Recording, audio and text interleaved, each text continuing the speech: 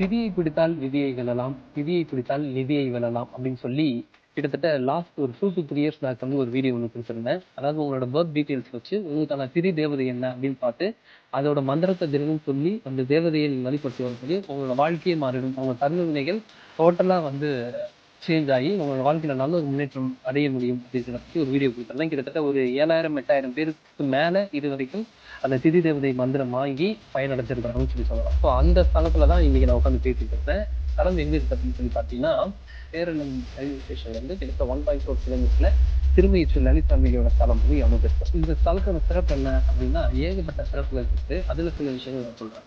உலகமெங்கும் இப்ப வரைக்கும் பாடப்பட்டு இருக்கக்கூடிய லலிதா சகஸ்ரநாமம் இங்க இருந்து தான் வந்து உருவாச்சு. அதே மாதிரி வந்து ஸ்ரீ அயகிரிவர் வந்து அகத்திய பெருமானுக்கு லலிதா சகஸ்ரநாமம் உபதேசிச்சு இந்த கோவிலுக்கு போய் தரிசனம் அம்பாளை தரிசனம் பண்ண சொன்னதோட பேர்ல இங்க அகத்திய பெருமானும் லோபமுத்திரை அவங்களோட மனைவியோட நீங்க வந்து இந்த அம்பாளை தரிசிச்சு லலித நவரத்ன மாலையும் இங்கதான் உருவாச்சு. அதே மாதிரி சூரியனுக்கு சாப விமோசனம் கிடைத்த இடமும் இதுதான். அதே மாதிரி ஆயுள்காரகனான சனி பகவானும் ஆயுளை தீர்மானிக்கக்கூடிய யம தர்மரும் பிறந்த இடமும் இதுதான். ஸோ இந்த மாதிரி ஏகப்பட்ட விஷயங்களை உள்ளடக்கிய சிறப்புக்குரிய ஸ்தலம் தான் இந்த ஸ்தலம். ஸோ நீங்களும் இந்த லலிதாம்பிகை கோவிலுக்கு வந்து விசிட் பண்ணி பாருங்க. உங்களோட வாழ்க்கை மிகப்பெரிய லெவல்ல மாறும்.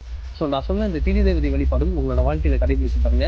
எந்தெந்த மாதிரியான மாற்றங்கள் உங்களோட வாழ்க்கையில் நிகழ்கிறதை நீங்களே வந்து கடைபிடிங்க.